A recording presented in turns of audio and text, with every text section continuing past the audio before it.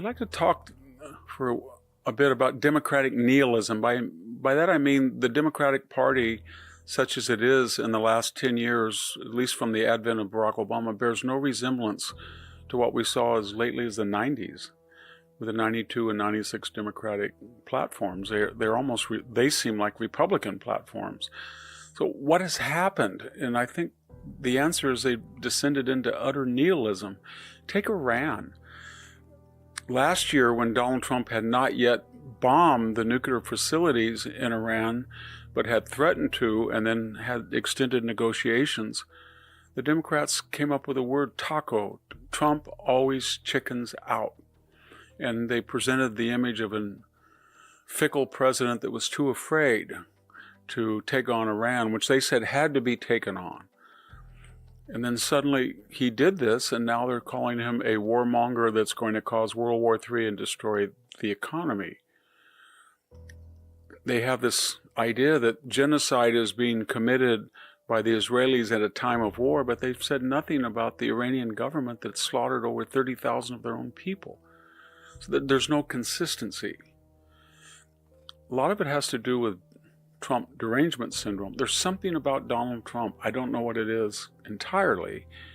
His Queen's accent, his appearance, his utter disdain for the media, the academic world, the deep state, the corporate boardroom, I don't know what it is. But he drives the left into kind of a state of madness. And you can see it with some of their leaders. Take Gavin Newsom, for example. Gavin said he wanted to punch Trump in the mouth. He went over to Europe and said that the Europeans had knee pads as if they were performing some, I guess he meant foul sex act on Donald Trump. He's completely flipped out. He told a black audience that his test scores were low and therefore no different than theirs. The subtext of that was that you typically, as a group, have low test scores, and I am a white person who has lower than average. So I don't compare myself to people at large, but only to you. It's a foolish thing to say. From time to time, Cory Booker, Spartacus, resurfaced just to scream and yell. The latest manifestation of him is at the airports, where he's yelling and screaming about ICE. And you look at all the people's faces, and as they pass the ICE officers who are filling in for the unpaid TSA employees, they're happy. They're delighted. And Booker doesn't seem to understand that if you take the crazy left-wing protest out of the picture, ICE wouldn't have to have masks on. They don't have masks at airports because nobody is going around taking pictures of them and trying to dox them so that they could be killed or shot by their enemies, especially the cartels. People think they're doing a great thing.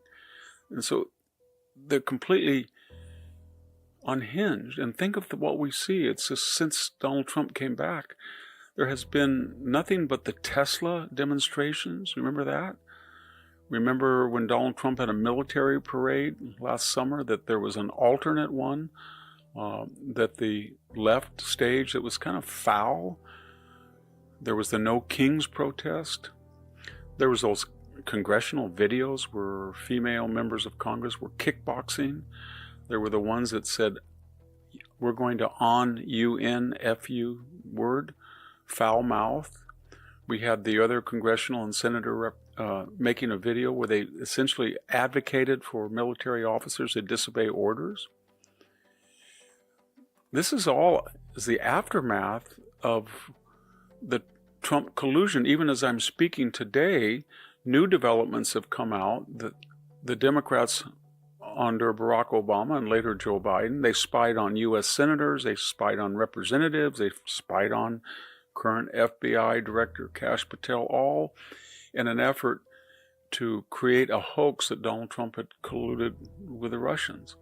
And then after that was exposed as a fraud, they went right into impeachment, and then they went right into Russian disinformation in 2020, which was exposed as a fraud.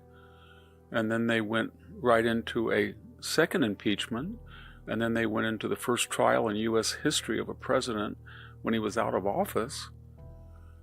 And then they did the the raid on Mar-a-Lago, first time we've had a president's home residence, for doing what? Doing what Joe Biden did for 30 years, bringing a few classified files out and under his own ownership or temporary ownership, but much more secure at Mar-a-Lago than it was in Joe Biden's garage. So we had the 5 trials. We had the crazy Petita James real estate trial. We had the crazy Alvin Bragg bootstrapping a campaign violation that's a federal matter onto a state. We had Fannie Willis' circus in Georgia. We had Jack Smith, who's always in the news for some unethical act that he committed while he had this vendetta against Donald Trump. We had the E. Jean Carroll trial, which was a fiasco. We had efforts to take him off 20. What I'm getting at is there's no consistent message. There's no one in the Democratic Party saying, okay, here is our blueprint for a foreign policy, and it differs from the Republicans, and it's more suited to the American interests. Okay, we're going to have a new immigration policy, and we're going to do the following, A, B, C, D. Okay, we have crime has risen under Donald Trump. It's gone to historic lows, but it's not because he's stopped illegal immigration. We have a different theory, and here's what it is. Here's our new Green New Deal 2.0, 3.0. Here it is. They don't even offer a left-wing agenda. It's just nihilism, nihilism, nihilism. There's no coherence. So what happened to them? What happened to the party of JFK and Harry Truman? Well, we saw what Jimmy Carter did to it, but Bill Clinton tried to restore and go back to the middle. But I think there's been 3 or 4 cosmic changes that have accelerated the destruction of the Democratic Party into a nihilist entity. The first is we've opened under a lot of administration, the border is wide open. We have the highest number of foreign residents ever in the United States, 53 million, 16% of the population. And it comes at a time when our balloting laws are never been so suspect that people, whether it's mail-in or early balloting or voter ID, the Democrats they have one consistent position, get as many people to vote with as few reviews of their eligibility as possible. And that is a new big constituency, and that constituency came from places that were poor, autocratic, and need massive inputs of federal subsidies and state subsidies. And that's a viable constituency. We see it with questions of Israel. The new DEI constituency does not like Israel. It's radically changed the Democratic Party. We see it with visiting students. We see it with green card holders. The second phenomenon was globalization. Globalization from basically the millennia until now rewarded people with a 7 billion person market if you had skills that could cross borders, if you were in the media, if you could open a university in Dubai, if you had an insurance company that you wanted to have offices in Latin America, if you were a lawyer, global legal terms, anything that dealt with information, finance, media, insurance, you went from 340 million people, that's today's population of the United States, to 7 billion consumers and customers. And that enriched people along the Blue Coast that had those skills. And they made an amount of money that was staggering, and that gave the Democratic Party the billionaire class. Go into the Fortune 400, look at the 2 things, the size of the fortune and the political leanings of the billionaires. They were mostly left-wing, and that enriched the coffers of the Democratic Party through foundations and PACs and gave them these boutique issues from green energy to transsexuality that they pushed down our throats, all fueled by money, all without popular support. And finally, there's a blue state flight. Their paradigm of high taxes, fraudulent entitlements, lax on crime, overregulation leads to poor, unsafe streets, poor schools, people who feel they can't stay in the middle class, they're taxed too high, they can't afford a home. I'm talking about places particularly like Massachusetts, New York, Illinois, and California. And people are leaving, and the Democrats are doing what? They're appealing to a shrinking constituency in local and state politics that has no national resonancy. It doesn't resonate with the national population.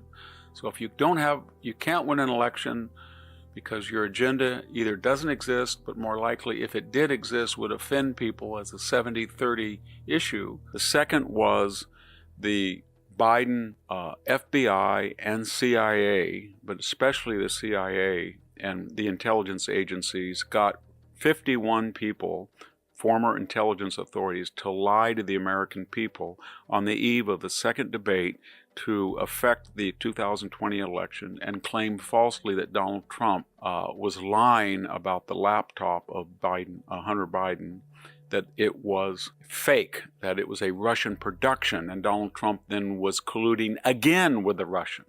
That was a complete lie. It was Hunter's laptop, we know, because the FBI had it in its possessions and authenticated. And finally, the great scandal that the Democratic Party and the obsequious media knew that Joe Biden was non compos mentis. He was not cognitively able to fulfill the office of the presidency, and they kept that from the American people until they could no longer keep it when he finally challenged Donald Trump to a debate and melted before our very eyes, sort of like the Wicked Witch and the Wizard of Oz. He melted into a non-entity. So my point is, if you look at the Democrats, they have staged 3 great scandals to try to destroy the Trump administration and, by extension, democracy. They impeached Donald Trump twice. No one's ever done that. They tried him as a private citizen. Nobody's ever done that. They raided his home in Mar-a-Lago. That is a terrible precedent for an ex-president. No one has ever done that. They tried to get him off the ballot in 25 states. No one had ever done that. There were 2 assassination attempts during the campaign. That had never happened before. They tried to debank him and make it impossible for Donald Trump to write a check, whether from Morgan Stanley or Bank of America or any bank. So my point is this: when James Carville says we're going to get tough, we're going to get really tough, and we're going to let in Puerto Rico and Washington, D.C. to get 4 senators, or we might have to pack the court to 13. I'm thinking, well, you always were going to do that. You were going to pack to 15. In fact, if you had not lost the House and Senate during the Biden administration, had you had a normal president that was in control of his mental and physical abilities, then you would have not only packed the court and not only, as you promised, let in 2 states, but in addition, you would have gotten rid of the Electoral College by the hook and crook of the National Voter Compact, and more importantly, you would have abolished the Senate. So the problem, James Carville and Democrats, is that you have sabotaged democracy, and you've done things that no one has ever done before to an oppositional candidate, presidential transition, and president. And now you're furious because you're on the 40% side of every issue that's dear to you, from the trans issue to the border issue to the crime issue to the Green New Deal issue to foreign policy. And you have no political power. You don't have the White House, you don't have the Congress, you don't have the Supreme Court. And your institutional power, the media, academia, the foundation, they are under assault. And so you're frustrated, and you've created this completely false narrative that you have to get tough, and you've been very Marcus of Queensberry rules-like. In fact, the opposite is true, everybody. You have been the most vicious and the most abject subverters of democracy, all for the short-term gain of destroying Donald Trump. And now that's boomeranging upon you, and you don't like to see it happen to you what you tried to do to Donald Trump. And there's a whole vocabulary cross-culturally for what is happening to you now. It's called payback is a blank, karma, boomerang, do unto others as you should do unto you, only eye for an eye, tooth for tooth. But this is called retribution, and it's fully earned for what you've done to democracy, as long as it's legal and it's necessary. But you're angry because you're impotent, and you created false narratives that Donald Trump is doing what you have actually done. And what is that? Destroying democracy. We're hearing a lot about Europe in the news, primarily because of the Ukraine Russian war and the trade wars or tariff disagreements with the United States. But the more we see contemporary Europe, the more we have grounds for deep concern. There's mass demonstrations in Britain against illegal immigration and crime that's not treated in the way it is with citizens. There's a perception that immigrants, many of them in Britain illegally, are not treated equally, and I mean equally under this in the system, that they're not treated severely as they should be according to the law. In Germany, there is massive defections and support for illegal migration. Remember, former Chancellor Merkel said, yes, we can let in people from the Middle East, mostly Muslims. She let in 1 million into Germany. It's got 15 to 16% of the population are aliens. They're not German citizens.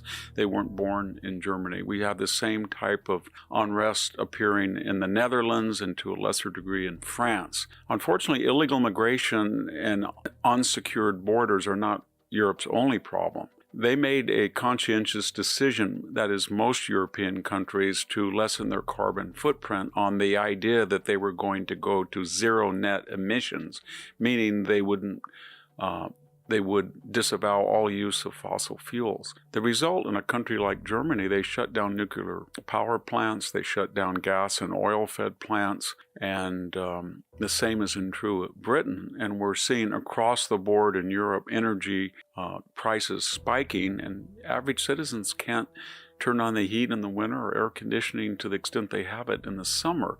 But more importantly even, their businesses are not competitive globally now because the price per kilowatt hour is more expensive than even here, the failed state of California, which has the highest electricity cost in the United States